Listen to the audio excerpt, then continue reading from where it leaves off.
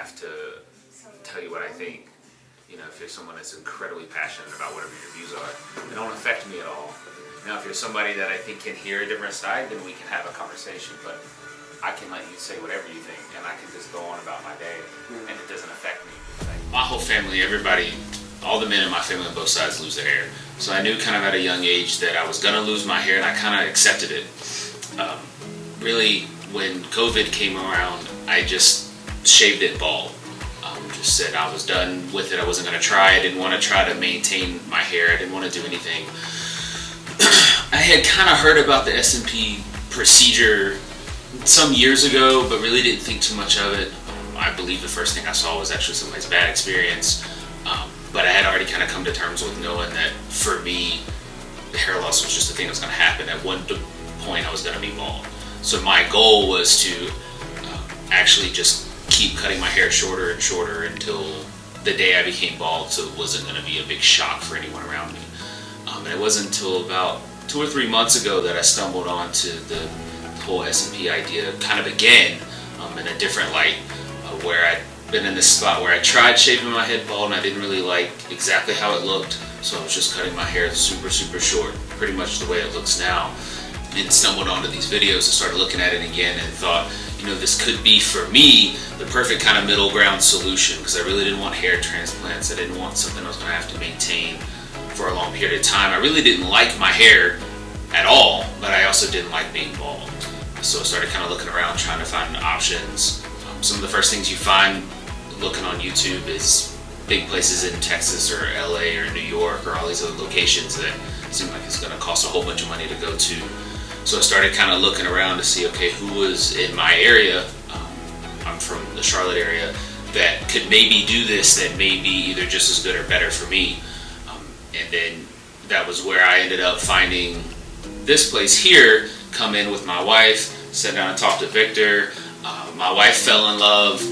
I really felt like he kind of understood what I was looking for and was really interested in exactly what I wanted, because I was very kind of cautious about the whole idea. I didn't want to go very extreme.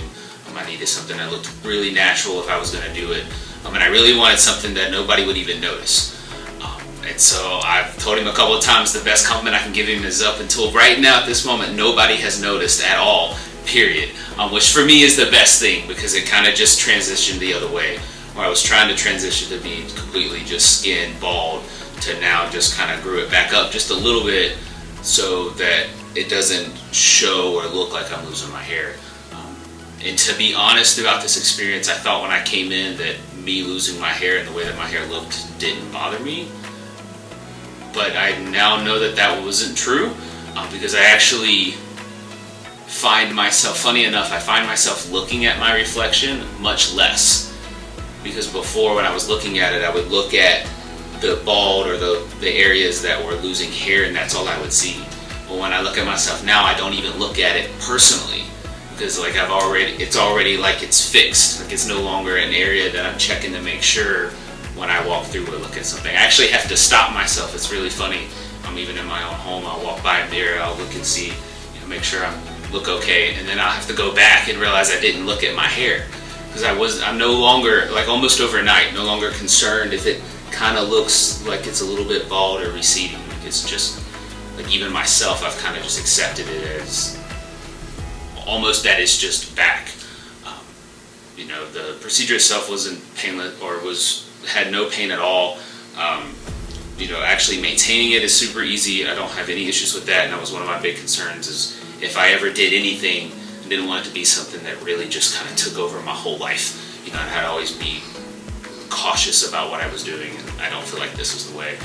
I actually really like coming here. I just told him this is my last procedure, that I don't know what I'm going to do in the next week or so, because I feel like I'm supposed to be coming back, and I don't have a reason to come back now, but I've had a great time. I really like being here. I really felt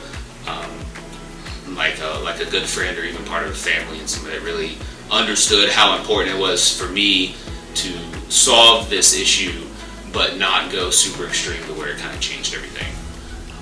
I couldn't recommend it more to anybody else.